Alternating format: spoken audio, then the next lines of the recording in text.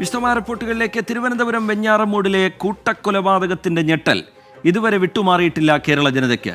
പ്രതിക്ക് ആർഭാട ജീവിതത്തിന് പണം ലഭിക്കാതെ വന്നതിനെ തുടർന്നുള്ള വൈരാഗ്യം മൂലമാണ് കൊലപാതകം നടത്തിയത് എന്നാണ് പോലീസിന്റെ പ്രാഥമിക നിഗമനം. പ്രതി അഫാൻ ആദ്യം ആക്രമിച്ചത് മാതാവ് ഷെമിയെയാണ്. പിന്നീട് മാതാവ് കൊല്ലപ്പെട്ടു എന്ന ധാരണയിൽ മറ്റു കൊലപാതകങ്ങൾ നടത്തി. ഒരു 23-കാരന്റെ കൊടും ക്രൂരതയുടെ ചുരുളഴിച്ചാലേ കൂടുതൽ വിവരങ്ങൾ അറിയുകയുള്ളൂ. എന്താണ് സംഭവിച്ചത്? വിശദമായി നോക്കാം.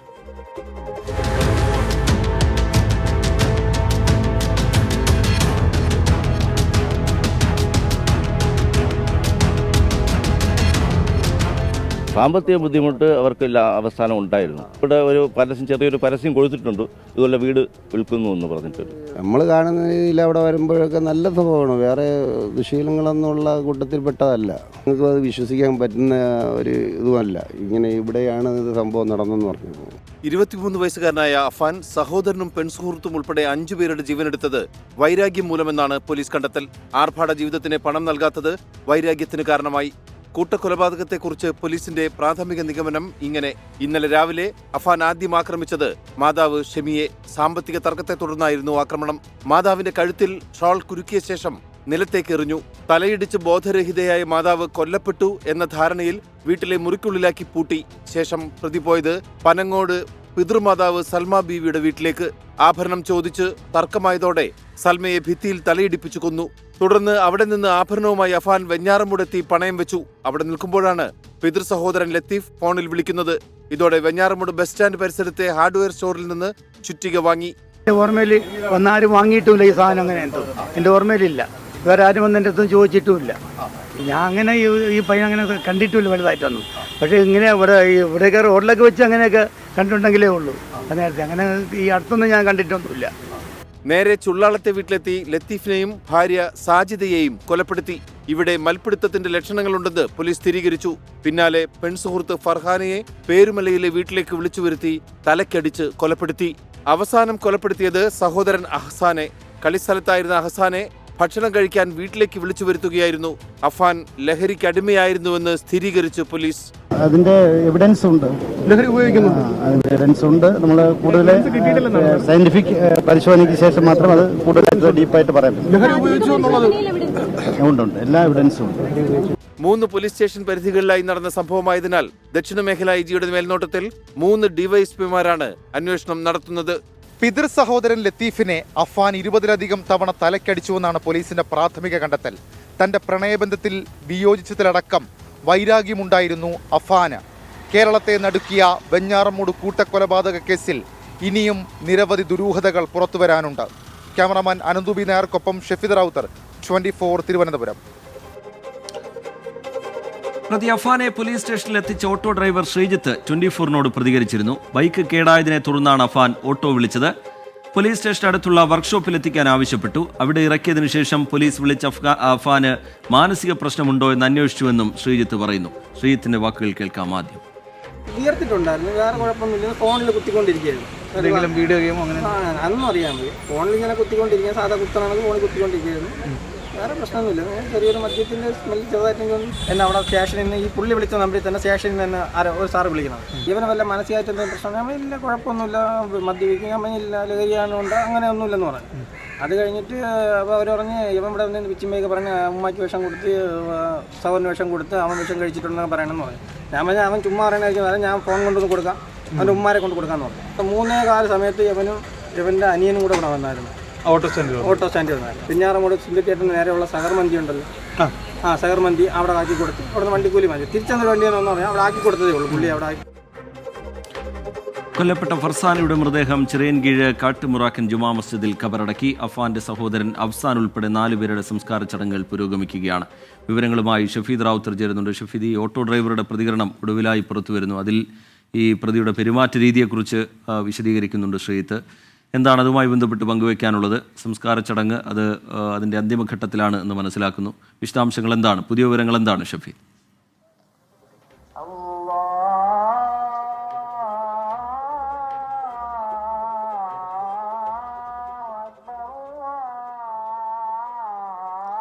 രജിത, ഈ വെഞ്ഞാറമൂട് കൂട്ടക്കൊലപാതകവുമായി ബന്ധപ്പെട്ട് രണ്ട് പ്രധാനപ്പെട്ട അപ്ഡേഷനുകളാണ് നടക്കുന്നത്. ഞാനിപ്പോൾ നിൽക്കുന്നത് താഴെ പാങ്ങോട് ജുമാ മസ്ജിദിലാണ്. ഇവിടെ അല്പസമയം മുൻപാണ് ഈ മയ്യിത്ത് നമസ്കാരം ഉൾപ്പെടെയുള്ള കാര്യങ്ങൾ നടന്നത്. സൽമ ബീവി, അതായത് അഫാന്റെ, ഈ പ്രതിയായിട്ടുള്ള അഫാന്റെ പിതാവിന്റെ മാതാവ് സൽമ ബീവി, അഫാന്റെ സഹോദരൻ അഫ്സാൻ, അതേപോലെ തന്നെ അഫാന്റെ പിതാവിന്റെ സഹോദരനായിട്ടുള്ള അബ്ദുൽ ലത്തീഫിന്റെ ഭാര്യ സാജിദ, ഇവരുടെ മൃതദേഹങ്ങൾ സംസ്കരിക്കുന്ന ചടങ്ങുകൾ അത് നടക്കുകയാണ് ഈ ജുമാ മസ്ജിദിലെ പള്ളിപ്പറമ്പിൽ.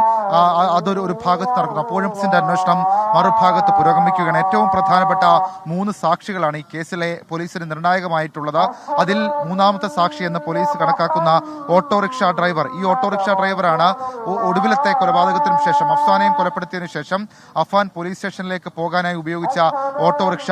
അയാൾ ഇപ്പോൾ പോലീസിന് നൽകിയിരിക്കുന്ന മൊഴിയും നമ്മളോട് പ്രതികരിച്ചിരിക്കുന്ന കാര്യവും ഇങ്ങനെയാണ്. അത് ബൈക്ക് കേടായതിനെ തുടർന്നാണ് ഓട്ടോറിക്ഷ വിളിക്കുന്നതെന്ന് അഫാൻ ഈ ഓട്ടോറിക്ഷ ഡ്രൈവറോട് പറഞ്ഞു. പോലീസ് സ്റ്റേഷനടുത്തുള്ള വർക്ക്ഷോപ്പിൽ എത്തിക്കാനാണ് ആവശ്യപ്പെട്ടത്. അവിടെ ഇറക്കിയതിനു ശേഷം പോലീസ് വിളിച്ച് അഹാന് മാനസിക പ്രശ്നമുണ്ടെന്ന് അന്വേഷിച്ചെന്നും ഓട്ടോറിക്ഷ ഡ്രൈവറായ ശ്രീജിത്ത് പറയുന്നുണ്ട്. അതിൽ ഈ വർക്ക്ഷോപ്പിൽ ഇറക്കാൻ പറഞ്ഞത് ഒരു പക്ഷേ നാട്ടുകാരടക്കം ഈ വിഷയം അറിഞ്ഞാൽ തന്നെ കൈകാര്യം ചെയ്യുമെന്നുള്ളൊരു ചിന്ത അഫാൻ ഒരു പക്ഷേ ഉണ്ടായിരുന്നിരിക്കാം. അതുകൊണ്ടാണ് എല്ലാവരിൽ നിന്ന് ഈ വിവരം മറച്ചുവെച്ച് കൊലപാതക ശേഷം ഈ രക്തം പുരണ്ട വസ്ത്രമടക്കമുള്ള കാര്യങ്ങൾ മാറ്റിക്കൊണ്ട് ഈ പോലീസ് സ്റ്റേഷനിലേക്ക് എത്തിയത്.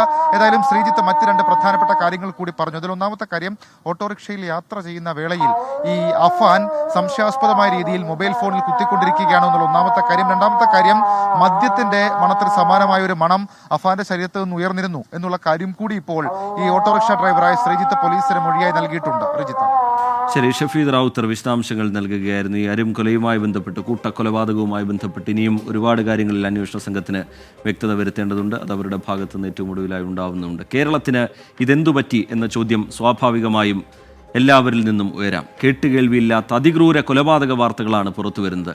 ചേന്നമംഗലം നെന്മാറ കൂട്ടക്കൊലകൾക്ക് പിന്നാലെയാണ് ഇപ്പോൾ വെഞ്ഞാറമൂട് കൊലപാതകവും. ആലുവ കൂട്ടക്കൊല, കൂടത്തായി കൊലപാതക പരമ്പര, നന്ദൻകോട് കൊലപാതകം, പിണറായി കൂട്ടക്കൊല എന്നിങ്ങനെ നാട് നടുങ്ങിയ നിരവധി കൊലപാതകങ്ങൾക്ക് കേരളം സാക്ഷിയായിട്ടുണ്ട്. 2001 ജനുവരി 6-നാണ് ആലുവയിലെ മാഞ്ഞൂരാൻ വീട്ടിലെ കുടുംബാംഗങ്ങളെല്ലാം കൊല്ലപ്പെട്ടത്. അഗസ്റ്റിൻ, ഭാര്യ ബേബി, മക്കളായ ജമോൻ, ദിവ്യ, അഗസ്റ്റിന്റെ അമ്മ ക്ലാര, സഹോദരി കൊച്ചുറാണി എന്നിവരാണ് കൊല്ലപ്പെട്ടത്. ബന്ധുവായ ആന്റണിയായിരുന്നു പ്രതി. വിദേശത്തേക്ക് ജോലിക്ക് പോകാൻ പണം ആവശ്യപ്പെട്ടിട്ട് കൊച്ചുറാണി നൽകാത്തതായിരുന്നു കൂട്ടക്കൊലയ്ക്ക് പിന്നിലെ കാരണം. വധശിക്ഷയ്ക്ക് വിധിക്കപ്പെട്ട ആന്റണിയുടെ ശിക്ഷ പിന്നീട് ജീവപര്യന്തമായി കുറച്ചിരുന്നു. 2002 മുതൽ 2016 വരെയുള്ള കാലയളവിൽ ജോളി ജോസഫ് നടത്തിയ ആസൂത്രിത കൊലപാതക പരമ്പരയാണ് കൂടത്തായി കൂട്ടക്കൊല. 14 വർഷത്തിനിടെ കൂടത്തായിയിൽ ഒരു കുടുംബത്തിലെ 6 പേർ കൊല്ലപ്പെടുകയായിരുന്നു. 2019 ഒക്ടോബർ 5-ന് മുഖ്യപ്രതി ജോളി അറസ്റ്റിലായി. ടോം തോമസ്, ഭാര്യ അന്നമ്മ തോമസ്, മകൻ റോയ് തോമസ്, അന്നമ്മയുടെ സഹോദരൻ എം മാത്യു, ടോം തോമസിന്റെ സഹോദരന്റെ മകനായ ഷാജൂസ് കറിയയുടെ മകൻ ആൽഫൈൻ, ഷാജൂസ് കറിയയുടെ ഭാര്യ സിലി എന്നിവരാണ് കൊല്ലപ്പെട്ടത്. കൊല്ലപ്പെട്ട സിലിയുടെ ശരീരത്തിൽ സയനൈഡിന്റെ അംശമുണ്ടെന്ന് കണ്ടെത്തി. സയനൈഡ് ഉള്ളിൽ ചെന്നാണ് റോയ് തോമസിന്റെ മരണമെന്ന് പോസ്റ്റ്മോർട്ടത്തിൽ കണ്ടെത്തിയിരുന്നു. റോയ് തോമസിന്റെ മൃതദേഹം മാത്രമാണ് പോസ്റ്റ്മോർട്ടം നടത്തിയത്. മറ്റ് 5 മൃതദേഹങ്ങളും ജോളി തന്റെ സ്വാധീനം ഉപയോഗിച്ച് പോസ്റ്റ്മോർട്ടം നടത്താതെ സംസ്കരിച്ചെന്നാണ് കണ്ടെത്തൽ. സയനൈഡ് ജോളിക്ക് നൽകിയ മാത്യു ആണ് കേസിലെ 2ാം പ്രതി. കേസിൽ വിചാരണ നടന്നുവരുന്നു. 2017 ഏപ്രിൽ 9-ന് തിരുവനന്തപുരം നന്ദൻകോട് അമ്മ ഡോക്ടർ ജീൻ പത്മ, അച്ഛൻ പ്രൊഫസർ രാജ് തങ്കം, സഹോദരി കരോലിൻ, ബന്ധു ലളിത എന്നിങ്ങനെ 4 പേരെ കേഡൽ ജീൻസൺ രാജ കൊലപ്പെടുത്തിയത് ആസ്ട്രൽ പ്രൊജക്ഷൻ എന്ന സാത്താൻ സേവയുടെ പേരിലാണ്. ഇവരുടെ ആത്മാവിനെ മോചിപ്പിക്കുകയായിരുന്നുവെന്നാണ് കേഡൽ പറഞ്ഞത്. 2012 സെപ്റ്റംബർ 9-നാണ് പിണറായി കൂട്ടക്കൊലപാതക പരമ്പരയുടെ തുടക്കം. മകളെയും മാതാപിതാക്കളെയും ഉൾപ്പെടെ 4 പേരെ സൗമ്യ എന്ന യുവതിയാണ് കൊലപ്പെടുത്തിയത്. 1.5 വയസ്സുകാരി കീർത്തന വിഷമുള്ളിൽ ചെന്നാണ് മരിച്ചത്. 6 വർഷങ്ങൾക്ക് ശേഷം സഹോദരി ഐശ്വര്യ കിഷോർ ഛർദിയെ തുടർന്ന് ചികിത്സയിലിരിക്കെ മരിച്ചു. 43 ദിവസം കഴിഞ്ഞപ്പോൾ കുട്ടിയുടെ അമ്മുമ്മ കമലയുടെ മരണം. കമല മരിച്ച് 1 മാസം കഴിഞ്ഞപ്പോൾ ഭർത്താവ് കുഞ്ഞികൃഷ്ണനും സമാന രീതിയിൽ മരിച്ചു. കുടുംബത്തിൽ അവശേഷിച്ച സൗമ്യയാണ് കൊലപാതകം നടത്തിയതെന്ന് കണ്ടെത്തൽ. കണ്ണൂർ വനിതാ ജയിലിലായ സൗമ്യ പിന്നീട് ആത്മഹത്യ ചെയ്യുകയായിരുന്നു. 2018 ജൂലൈ 29-ന് തൊടുപുഴ കമ്പക്കക്കാനം കാനാട്ട് വീട്ടിൽ കൃഷ്ണൻ, ഭാര്യ സുശീല, മക്കളായ ആർഷ, അർജുൻ എന്നിവരെ 4 പേർ ചേർന്ന് കൊലപ്പെടുത്തി. തൊടുപുഴയിൽ 2022-ൽ മറ്റൊരു കൂട്ടക്കൊലയും നടന്നു. ഉറങ്ങിക്കിടന്ന മകനെയും കുടുംബത്തെയും മുറിയിൽ പൂട്ടിയിട്ട് പെട്രോൾ ഒഴിച്ച് തീയിട്ടു. ഇടുക്കി ചീനിക്കുഴി മുഹമ്മദ് ഫൈസൽ, ഭാര്യ ഷീബ, മക്കളായ മെഹ്റിൻ, അസ്ന എന്നിവരായിരുന്നു മരിച്ചത്. ഫൈസലിന്റെ പിതാവ് ഹമീദ് മക്കാറായിരുന്നു കേസിലെ പ്രതി. സ്വത്തിന്റെ പേരിൽ മകനുമായി ഉണ്ടായ വഴക്കാണ് കൊലപാതകത്തിലേക്ക് നയിച്ചത്. 2025 ജനുവരി 27 പാലക്കാട് കൊല്ലങ്കോട് പോത്തുണ്ടിയിലെ ഇരട്ടക്കൊലപാതകം കേരളത്തെ ഞെട്ടിച്ചു. പോത്തുണ്ടിയിൽ അപ്പായിയുടെ ഭാര്യ ലക്ഷ്മി, മകൻ സുധാകരൻ എന്നിവരെ ചെന്താമര കൊലപ്പെടുത്തി. 2025 ജനുവരി 15 എറണാകുളം ചേന്ദമംഗലം പേരേപ്പാടത്ത് ദമ്പതികളെയും മകളെയും വീട്ടിൽ കയറി ഋതു എന്ന യുവാവ് ഇരുമ്പുവടി കൊണ്ട് തലക്കടിച്ചു കൊന്നത്. ചേന്ദമംഗലം സ്വദേശികളായ വേണു, ഭാര്യ ഉഷ, മകൾ വിനീഷ എന്നിവരാണ് കൊല്ലപ്പെട്ടത്.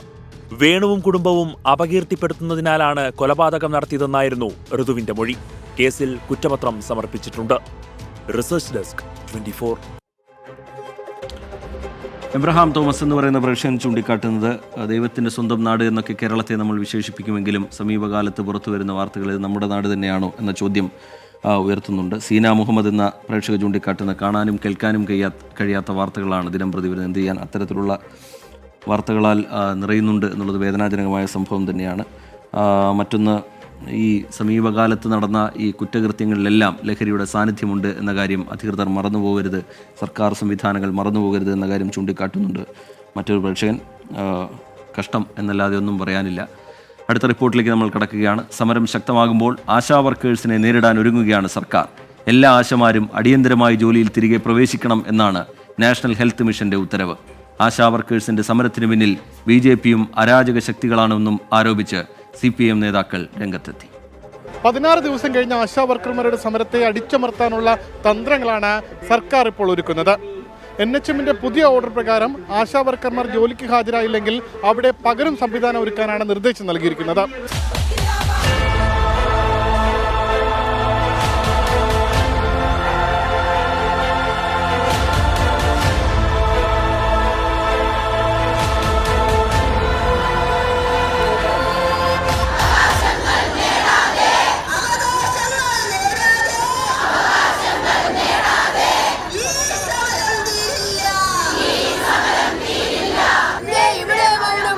പതിനാറാം ദിവസത്തിലേക്ക് കടന്ന ആശാ വർക്കേഴ്സിന്റെ സമരത്തിന് പിന്തുണയേറുന്നു. സമരത്തെ CPM തള്ളിയതോടെ സമരക്കാർക്കെതിരെ നിലപാട് കടുപ്പിക്കുകയാണ് സർക്കാർ. ജോലിക്കെത്താത്ത ആശമാരെ ചുമതലയിൽ നിന്ന് ഒഴിവാക്കാനാണ് നീക്കം. എല്ലാ ആശമാരും അടിയന്തരമായി തിരികെ പ്രവേശിച്ച് ചുമതലകൾ നിർവഹിക്കണമെന്ന് നാഷണൽ ഹെൽത്ത് മിഷൻ ഉത്തരവിറക്കി. തിരികെ ജോലിയിൽ പ്രവേശിക്കാത്ത സ്ഥലങ്ങളിൽ പകരം സംവിധാനം ഏർപ്പെടുത്തണമെന്നാണ് നിർദ്ദേശം. പകരം ചുമതല നൽകുന്നവർക്ക് ഇൻസെന്റീവ് നൽകും. സർക്കാർ ജോലി കളയുമെന്ന ഭയമില്ലെന്ന് സമരക്കാർ. എന്തായാലും ആ ഉത്തരവൊന്നും കണ്ട് പേടിക്കുന്നില്ല. ഞങ്ങളുടെ അവകാശങ്ങൾ നേടിയെടുത്തിട്ട് ഞങ്ങൾ ഇവിടുന്ന് പോവുള്ളൂ. ഞങ്ങൾ ആശയായിട്ട് അവരാണ് നിയമിച്ചിട്ടുണ്ടെങ്കിൽ അവസാനം വരെ, ജീവിത അവസാനം വരെയും ഞങ്ങൾക്ക് അർഹതപ്പെട്ട എല്ലാ ആനുകൂല്യങ്ങളും തരണമെന്നാണ് ഞങ്ങളുടെ ആഗ്രഹം. പേടിയില്ല. ഞങ്ങൾ 18 വർഷം കൊണ്ട് രാപ്പകൽ പണിയെടുക്കുന്നവരാണ്. കോവിഡ് സമയത്തിൽ നമ്മൾ കഷ്ടപ്പെട്ട് എല്ലാ സേവനവും ചെയ്ത് നമുക്ക് അതിൻ്റെ ഇതോടെ നമ്മൾ പ്രവർത്തിക്കുന്നതുകൊണ്ട് നമ്മൾ എന്ത് വന്നാലും നമുക്കുള്ള ആനുകൂല്യങ്ങൾ വാങ്ങിച്ച് എടുക്കുന്നത് വരെ നമ്മളിത് പോരാടും. ഒരിക്കലും ഞങ്ങൾക്ക് പേടിയില്ല. വിജയം വരെ സമരം ചെയ്യും ഞങ്ങൾ. അതേസമയം സമരത്തെ തള്ളി CPM നേതാക്കൾ രംഗത്തെത്തി. നല്ലപോലെ അരാഷ്ട്രീയ അരാജകത്വ വിഭാഗം അതിൻ്റെ പിന്നിലുണ്ട്. പക്ഷേ ഏത് സമരത്തെയും ഞങ്ങൾ തള്ളി പറഞ്ഞിട്ടില്ല. പക്ഷേ തെറ്റായ വഴിയിലേക്ക് അതിനെ നീക്കി ഈ ആശാ വർക്കർമാരെ ഇവിടെ തെരുവിൽ ഒരു ഉപകരണമായിട്ട് ഉപയോഗിക്കാൻ വേണ്ടിയിട്ടാണ് പലരും ശ്രമിച്ചുകൊണ്ടിരിക്കുന്നത്. അതാണ് ഞങ്ങൾ ഇതിൻ്റെ ഭാഗമായിട്ട് പറഞ്ഞത്. എന്തുകൊണ്ട് കേന്ദ്ര സർക്കാരിൻ്റെ പദ്ധതിയായിട്ടുള്ള ആശ കേന്ദ്ര സർക്കാർ ഒരു 10 രൂപ വർദ്ധിപ്പിക്കാത്ത സന്ദർഭത്തിൽ എന്തുകൊണ്ട് രാജ്ഭവൻ്റെ മുൻപിലേക്ക് അവരുടെ സമരം പോകുന്നില്ല, അല്ലെങ്കിൽ കേന്ദ്ര സർക്കാർ ഓഫീസുകളുടെ മുന്നിലേക്ക് അവരുടെ സമരം പോകുന്നില്ല? എന്തിനാണ് 6000 രൂപ ഒറ്റയടിക്ക് വർദ്ധിപ്പിച്ച ഇടതുപക്ഷ സർക്കാരിനെതിരെ അവർ സമരം ചെയ്യുന്നത്? ഇതിന് യുക്തി മനസ്സിലാവുന്നില്ല. മന്ത്രി വീണ ജോർജിന്റെ പത്തനംതിട്ടയിലെ MLA ഓഫീസിന് മുന്നിൽ യൂത്ത് കോൺഗ്രസ് പ്രവർത്തകർ അടുപ്പുകൂട്ടി പ്രതിഷേധിച്ചു.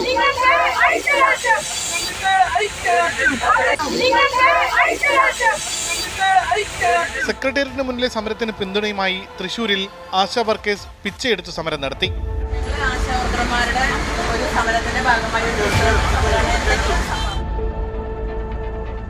സർക്കാർ സംവിധാനങ്ങളെ ഉപയോഗിച്ച് ആശാ വർക്കേഴ്സിന്റെ സമരത്തെ പരാജയപ്പെടുത്താൻ ശ്രമിക്കുന്നതിനൊപ്പം തന്നെയാണ് രാഷ്ട്രീയ ചായ്വ് കൂടി ഈ സമരത്തിനെതിരെ CPM ആരോപിക്കുന്നത്. എന്തായാലും CI2 കേന്ദ്രത്തിനെതിരെ ആശാ വർക്കർമാരെ സംഘടിപ്പിച്ചുകൊണ്ട് സമരം നടത്താനാണ് ഇപ്പോൾ തീരുമാനിച്ചിരിക്കുന്നത്. ഉമേഷ് ബാലകൃഷ്ണൻ, 24 തിരുവനന്തപുരം. പൊതുജനം കഴുതയല്ല സാർ. ആദ്യം സമവായ നീക്കം, അതിനിടയിൽ തുടരുന്ന അധിക്ഷേപം, ഇപ്പോൾ ഭീഷണി എന്ന നിലയിലേക്ക് അത് മാറിയിരിക്കുന്നു. ആശാവർക്കർമാരുടെ സമരം 16 ദിവസം പിന്നിടുകയാണ്. സർക്കാരിന്റെ ഭീഷണിക്ക് വഴങ്ങില്ല എന്നാണ് ആശാവർക്കർമാർ പറയുന്നത്. സർക്കാരിന്റെയും CPIM-ന്റെയും സമ്മർദ്ദതന്ത്രങ്ങൾ വിജയിക്കുമോ? ചില പ്രതികരണങ്ങൾ കാണാം. ആരുടെ ഭീഷണിയാണെങ്കിലും ഞങ്ങൾ ആരും മാറി നിൽക്കുന്ന പ്രശ്നമില്ല. ജോലിക്ക് കയറാനാണ് ഇപ്പം ഞങ്ങൾക്ക് ഓർഡർ വന്നിരിക്കുന്നത്, പക്ഷേ ഞങ്ങൾ കയറില്ല. ഞങ്ങൾ പറഞ്ഞിട്ടുള്ള നിബന്ധനകളെല്ലാം ഞങ്ങൾക്ക് സാധിച്ചു തരാതെ ഞങ്ങൾ ഈ സമരബൂത്തുനിന്ന് പോകുന്ന പ്രശ്നമില്ല. 18 വർഷം കൊണ്ട് ഞങ്ങൾ ചെയ്യുന്ന ജോലിയാണ്. അന്ന് ഞങ്ങൾക്ക് തുച്ഛമായ വരുമാനം. ഈ വരുമാനം വെച്ച് ഇന്ന് ജീവിക്കാൻ പറ്റുകയില്ല. ഞങ്ങൾ പറഞ്ഞ കാര്യങ്ങളെല്ലാം നടത്തി തരുമെന്നുണ്ടെങ്കിൽ ഞങ്ങൾ ഇനിയും ആ ജോലി ചെയ്യാൻ തയ്യാറാണ്. അത് CPM സെക്രട്ടറിയുടെ അഭിപ്രായമല്ലേ അത്. ഞങ്ങൾക്ക് ഞങ്ങളുടെ വഴി സത്യമാണ്, നന്മയാണ്, നീതിയാണ്. ഞങ്ങളുടെ അവകാശങ്ങൾ നേടിയെടുക്കണം. പറയുന്നവരങ്ങനെ എന്തെങ്കിലും പറയും, പക്ഷെ അനുഭവിക്കുന്ന ഞങ്ങളുടെ ബുദ്ധിമുട്ട് അവർക്കറിയില്ല. അപ്പോൾ അവർക്കത് അങ്ങനെ തോന്നുള്ളൂ. ഞങ്ങൾക്ക് ജീവിക്കാനുള്ള ഞങ്ങളുടെ അവകാശത്തെയാണ് നിഷേധിക്കുന്നത്. എന്തും കൽപ്പിച്ച് തന്നെ വന്നാൽ, കാരണം അവർ ഇതിനത്തോളം അപ്പുറത്തോളം എന്തും ഉണ്ടാക്കുമെന്ന് നമുക്കറിയാം. അതുകൊണ്ട് പേടിയൊന്നുമില്ല. അവർ നമ്മളെ പേടിപ്പെടുത്തേണ്ട കാര്യം, ഞങ്ങൾക്ക് ഇത് പേടിയില്ല. ഞങ്ങൾ മരിക്കുന്നവർ, അങ്ങനെ മരിക്കേണ്ട ഒരു സാഹചര്യം ഞങ്ങൾ മരിക്കും. നമ്മളല്ലാതെ വേറെ ആരാണ് അവരുടെ ഇടയിൽ ഇറങ്ങിയത്? ഈ മരുന്ന് കൊണ്ടു കൊടുക്കാൻ നമ്മളല്ലേ ഉണ്ടായിരുന്നുള്ളൂ. അവർക്ക് ഓരോ ദിവസം അവരെ ഫോൺ വിളിച്ച് ചോദിക്കാനും നമ്മളെ ഉണ്ടായിരുന്നു. അവർക്കതൊരു ആശ്വാസമായിരുന്നു. പിന്നെ ഇപ്പോൾ അവരുടെ കാര്യങ്ങളെല്ലാം സാധിച്ചു കഴിഞ്ഞിട്ട് നമ്മളെ ഈ തള്ളിക്കളയേണ്ട കാര്യം എന്താ? 3 ദിവസം 16 ദിവസമായില്ലേ? ഒരു ദിവസം പോലെ ആ മന്ത്രി വന്ന് നമ്മളിങ്ങനെ നോക്കാതെ ഒരു ആശ്വാസ വാക്ക് പറയാത്തെന്താ? അവർക്ക് പേരും പ്രസിദ്ധി എടുക്കാൻ വേണ്ടി നമ്മൾ ആശാമാരെ അവരുടെ മുൻപന്തിയിൽ, അത് കഴിയുമ്പോൾ കറിവേപ്പില എടുത്ത് കളയും പോലെയാണ് ഞങ്ങൾ ചെയ്യുന്നത്. ഉന്നയിച്ച ആവശ്യങ്ങളിൽ പിന്നോട്ടില്ല, അത് നേടിയെടുക്കും വരെ പിന്നോട്ടില്ല എന്ന ഉറച്ച ശബ്ദത്തോടുകൂടി നിലപാട് വ്യക്തമാക്കുന്നുണ്ട് സമരക്കാർ. അടുത്ത റിപ്പോർട്ടിലേക്ക് നമ്മൾ കടക്കുന്നു. നാടകീയ സംഭവങ്ങൾക്കൊടുവിൽ മലപ്പുറം ചുങ്കത്തറ പഞ്ചായത്തിൽ LDF-ന് ഭരണം നഷ്ടമായി. UDF കൊണ്ടുവന്ന അവിശ്വാസ പ്രമേയത്തെ LDF അംഗം നുസൈബ സുധീർ പിന്തുണച്ചതോടെയാണ് ഭരണം നഷ്ടമായത്. കൂറുമാറ്റത്തിൽ PV അൻവറിന്റെ ഇടപെടലാണ് നിർണായകമായത്. അവിശ്വാസ പ്രമേയത്തിൽ വോട്ടെടുപ്പ് നടക്കുന്നതിനിടയിൽ LDF UDF പ്രവർത്തകർ തമ്മിൽ സംഘർഷമുണ്ടായതോടെ പോലീസിന് ലാത്തി വീശേണ്ടി വന്നു. അതിരാവിലെ മുതൽ പഞ്ചായത്തിൽ നാടകീയ രംഗങ്ങൾ. 10 UDF അംഗങ്ങളും കൂറുമാറിയ CPIM അംഗം നുസൈബ സുധീറും രാവിലെ 7 മണിക്ക് തന്നെ പഞ്ചായത്തിന് അകത്ത് കയറി. എന്തുകൊണ്ടാണ് ചുങ്കത്തറ പഞ്ചായത്തിലെ അവിശ്വാസ പ്രമേയത്തിന് ഇത്ര പ്രാധാന്യം കൈവന്നത്? 10-10 എന്നതാണ് ചുങ്കത്തറ പഞ്ചായത്തിലെ കക്ഷിനില. കഴിഞ്ഞ തദ്ദേശ തിരഞ്ഞെടുപ്പ് കഴിഞ്ഞപ്പോൾ വോട്ടെടുപ്പിലൂടെ ഭരണം UDF-ന്. പിന്നീട് PV അൻവറിന്റെ തന്നെ നീക്കങ്ങളിലൂടെ അവിശ്വാസ പ്രമേയം കൊണ്ടുവന്നു. മുസ്ലിം ലീഗ് സ്വതന്ത്ര നജുമുന്നീസയെ LDF-നൊപ്പം നിർത്തി ഭരണം നേടി. ഇപ്പോൾ PV അൻവറിനെ പ്രധാനമായി എതിർക്കുന്ന എടക്കര ഏരിയ കമ്മിറ്റിയും കൂടെ നിന്നു. നജുമുന്നീസയെ കൂറുമാറ്റ നിയമപ്രകാരം അയോഗ്യ ആക്കിയതിനെ തുടർന്നാണ് TS റീന പ്രസിഡന്റാകുന്നത്. സമാനമായ രീതിയിൽ തന്നെ ഇന്ന് വീണ്ടും അവിശ്വാസ പ്രമേയം. നുസൈബയുടെ ഭർത്താവ് സുധീർ തൃണമൂൽ കോൺഗ്രസ് നിലമ്പൂർ നിയോജക മണ്ഡലം ചെയർമാനാണ്. അൻവറിന്റെ ഇടപെടലാണ് അവിശ്വാസ പ്രമേയത്തിന് പിന്നിലെന്ന് നേരത്തെ CPIM ആരോപിച്ചിരുന്നു. ഇന്ന് 10:30 LDF അംഗങ്ങളും പ്രവർത്തകരും എത്തി. പഞ്ചായത്തിന് മുന്നിൽ നിന്ന് മാറണമെന്നാവശ്യപ്പെട്ട പോലീസുമായി വാക്കേറ്റം. ഇത് കയ്യാങ്കളിയിലേക്ക് വഴിമാറി. LDF UDF പ്രവർത്തകർ തമ്മിൽ കൂട്ടയടി.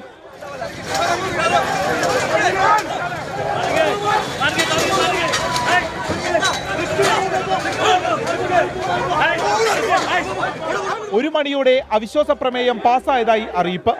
UDF ക്യാമ്പിൽ ആഘോഷം.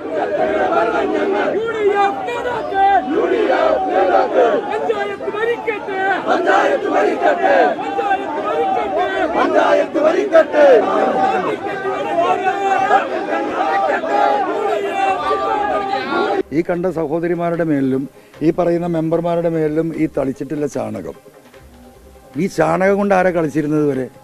ഇന്ത്യൻ രാഷ്ട്രീയം കീഴടക്കിയ BJP ചാണകവും മൂത്രവും, പശുവിൻ ചാണകവും പശുവിൻ മൂത്രവും വെച്ചിട്ടാണ് ഇന്ത്യൻ രാഷ്ട്രീയം കീഴടക്കിയത്.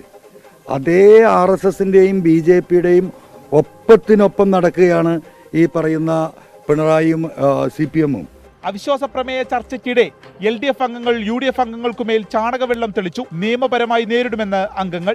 വളരെ മോശമായ രീതിയിൽ ചാണകവും മലമൂത്ര വിസർജ്യമൊക്കെ ഒക്കെ കൊണ്ടിട്ടാണ് ഒരു പറ്റം CPM മെമ്പർമാർ ഭരണസമിതി യോഗത്തിലേക്ക് കടന്നു വന്നത്. ചില നിയമ നടപടികൾ സ്വീകരിക്കേണ്ടതായിട്ട് വരും. കാരണം മർദ്ദനത്തിനൊക്കെ ഞങ്ങൾ നിയമ നടപടി സ്വീകരിക്കും. നിലമ്പൂർ മണ്ഡലത്തിലെ രാഷ്ട്രീയ പ്രശ്നം കേരള രാഷ്ട്രീയത്തിന്റെ പ്രതിഫലനമെന്ന് കണക്കാക്കാനാവില്ലെന്നാണ് LDF കൺവീനർ TP രാമകൃഷ്ണന്റെ പ്രതികരണം. നിലമ്പൂർ ഉപതെരഞ്ഞെടുപ്പ് പടിവാതിൽക്കൽ എത്തി നിൽക്കുന്നു. തൃണമൂൽ കോൺഗ്രസിന്റെ UDF പ്രവേശനവും സജീവ ചർച്ച. ഈ ഘട്ടത്തിലാണ് ചുങ്കത്തറ പഞ്ചായത്തിന്റെ ഭരണം UDF-ന് നേടിക്കൊടുക്കുന്നതിൽ PV അൻവർ നിർണായകമായ ഇടപെടൽ നടത്തിയിരിക്കുന്നത്. അതുകൊണ്ട് തന്നെ ഇത് അൻവറിന്റെ രാഷ്ട്രീയ നേട്ടമായി വിലയിരുത്താം. CPIM-ന് ക്ഷീണവും. വിപിൻ സി വിജയൻ, 24 മലപ്പുറം. പൊതുജനം കഴുതയല്ല സാർ.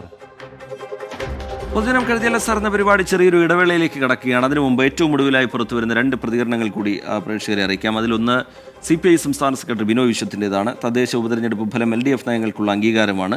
പാങ്ങോട് പഞ്ചായത്തിൽ SDPIക്ക് വിജയം സമ്മാനിച്ചത് കോൺഗ്രസ് ആണ് എന്ന വിമർശനം അദ്ദേഹം ഉയർത്തുന്നുണ്ട്. മറ്റൊന്ന് V മുരളീധരൻ്റെ പ്രതികരണമാണ്. V മുരളീധരൻ പിണറായി സർക്കാർ ലഹരി മാഫിയയ്ക്ക് അടിയറവ് പറഞ്ഞതിൻ്റെ തിക്തഫലമാണ് വെഞ്ഞാറമൂടിലെ കൊലപാതകം എന്ന വിമർശനവും ഉന്നയിക്കുന്നുണ്ട്. ഇടവേളയ്ക്ക് ശേഷം മറ്റ് റിപ്പോർട്ടുകളിലേക്ക്, പതിവ് സെഗ്മെന്റുകളിലേക്ക് നമ്മൾ തിരികെ എത്തും. പൊതുജനം കരുതിയല്ല സാർ എന്ന പരിപാടിയിലേക്ക് വീണ്ടും. റവന്യൂ വകുപ്പിനു വേണ്ടി ടാക്സി ഓടിയിട്ട് പണം നൽകിയില്ല എന്ന് പരാതി. കോഴിക്കോട് ജില്ലയിലെ ടാക്സി ഡ്രൈവർമാരാണ് വാടക ലഭ്യമാക്കണം എന്നാവശ്യപ്പെട്ട് പ്രതിഷേധത്തിനൊരുങ്ങുന്നത്.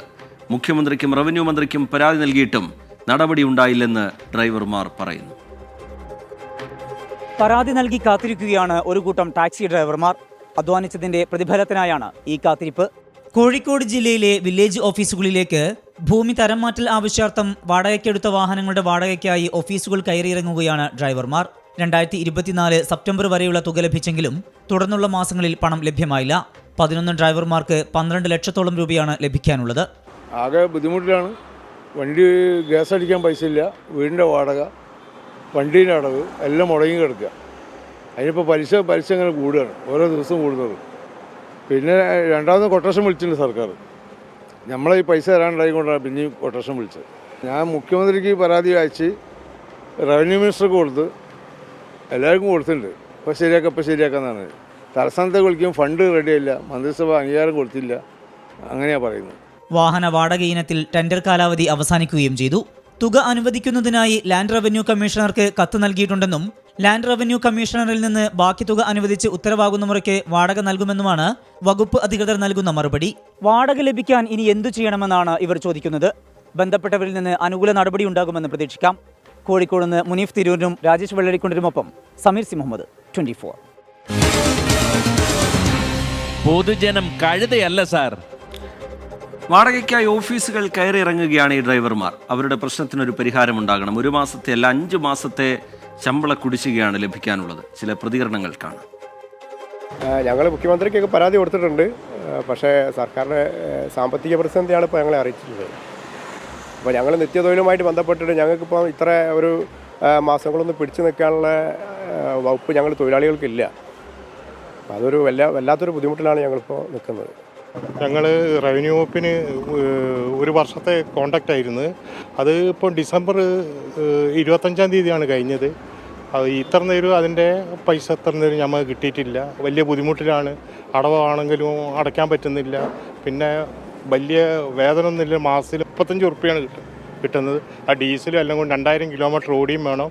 അതിനെക്കൊണ്ട് വലിയ ബുദ്ധിമുട്ടിലാണ്. അതിപ്പം 2 മാസം കഴിഞ്ഞ് കോൺട്രാക്റ്റ് കഴിഞ്ഞിട്ട് ഇതുവരെ പൈസ നമുക്ക് കിട്ടിയിട്ടില്ല. 3 മാസത്തെ പൈസ. ഇനി എറണാകുളം കുമ്പളത്തേക്കാണ്. കുമ്പളം ടോൾ പ്ലാസ പരിസരത്ത് ലോറികളുടെ അനധികൃത പാർക്കിംഗ് എന്ന് പരാതി. നിരവധി അപകടങ്ങൾക്ക് ഇത് കാരണമായിട്ടും നിരവധി തവണ പരാതി ഉയർന്നിട്ടും അധികൃതർ തിരിഞ്ഞു നോക്കുന്നില്ല എന്നാണ് നാട്ടുകാരുടെ ആക്ഷേപം.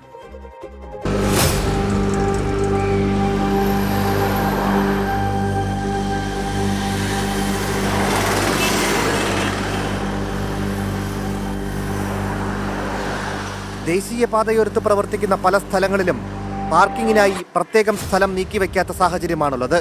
ഹോട്ടലുകൾ, കമ്പനികൾ അങ്ങനെ വിവിധയിടങ്ങളിലേക്ക് എത്തുന്ന ലോറികളും തിരഞ്ഞെടുക്കുന്നത് ഈ വഴികൾ. പാർക്ക് ലൈറ്റുകൾ ഇല്ലാത്തതിനാൽ ഉണ്ടായ അപകടങ്ങൾ അനേകം. തടി ലോറികൾ, ദീർഘദൂര ലോറികൾ, ടാങ്കർ ലോറികൾ എന്നിവയാണ് ഇവിടെ പാർക്ക് ചെയ്യുന്നത്.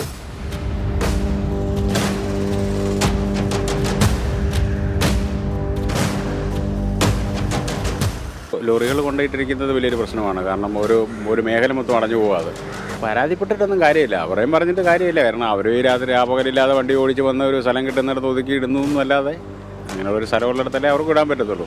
അവർക്ക് നല്ല പാർക്കിംഗ് ഒരു സ്ഥലം ഉണ്ടാക്കി കൊടുക്കുക. ഇങ്ങനെ യാത്ര ചെയ്യുന്ന ഈ ലോഡ് സാധനങ്ങൾ അങ്ങോട്ടും ഇങ്ങോട്ടും മാറാതെ ഒരു കാര്യങ്ങളും ലോകത്ത് നടക്കത്തില്ലല്ലോ.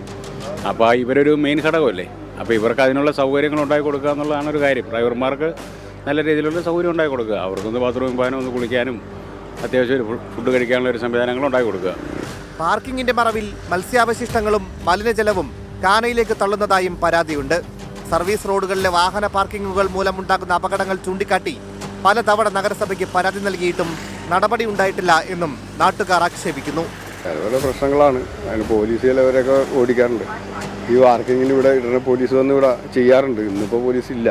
അത് വണ്ടി അശ്രദ്ധ മൂലമൊക്കെ വരുന്ന വണ്ടികളാണ്. നല്ല അപകടങ്ങൾ ഉണ്ടാകണം.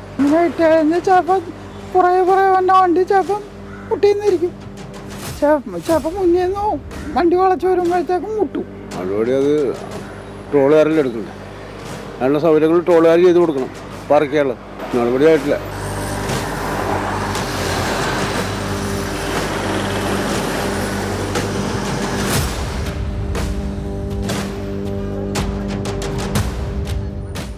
ദിനംപ്രതി നിരവധി വാഹനങ്ങൾ കടന്നു പോകുന്ന ടോൾ പ്ലാസയിലാണ് ഇത്തരത്തിൽ അനധികൃതമായ പാർക്കിംഗ് ഉള്ളത്.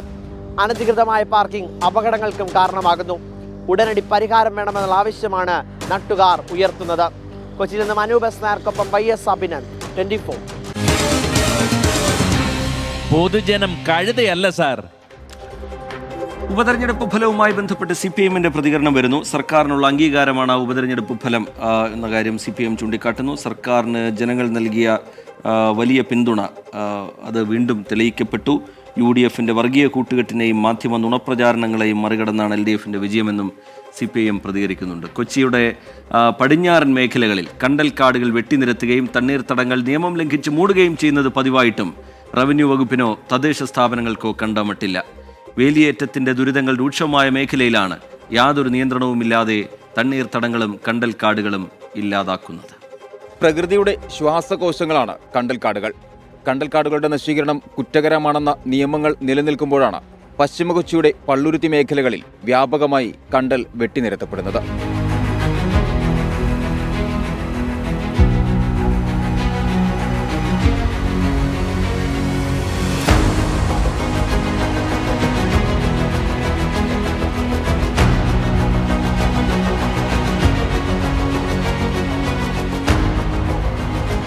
നിയമപരമായി തണ്ണീർത്തടങ്ങൾ സംരക്ഷിക്കേണ്ട ഉദ്യോഗസ്ഥരാവട്ടെ പരാതികൾ കണ്ടില്ലെന്ന് നടിക്കുന്നു. രൂക്ഷമായ വേലിയേറ്റത്തിന്റെ വെള്ളക്കെട്ട് നേരിടുന്ന ഒരു പ്രദേശമാണ് ഇടക്കൊച്ചി.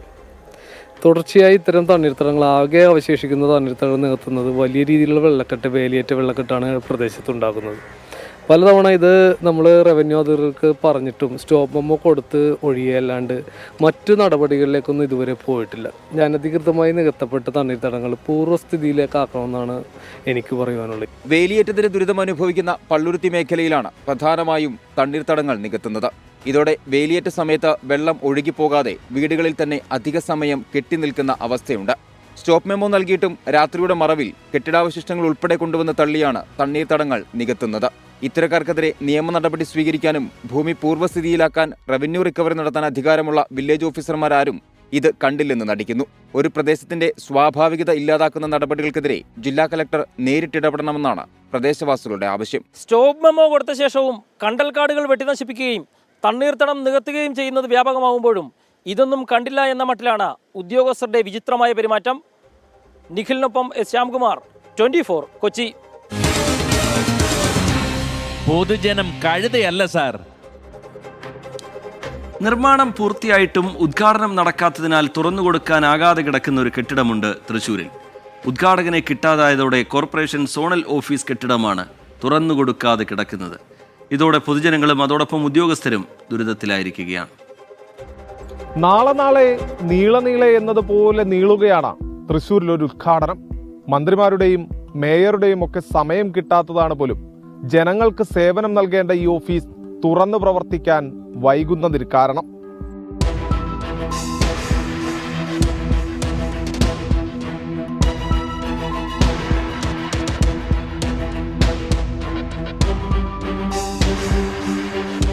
കഴിഞ്ഞ ഡിസംബർ 18-ന് തൃശൂർ കോർപ്പറേഷന് കീഴിലെ ഒല്ലൂർ സോണൽ ഓഫീസ് ഉദ്ഘാടനം ചെയ്യുമെന്നാണ് അറിയിച്ചിരുന്നത്. പോസ്റ്റർ വരെ ഇറക്കിയെങ്കിലും പെട്ടെന്ന് വേണ്ടെന്ന് വയ്ക്കുകയായിരുന്നു.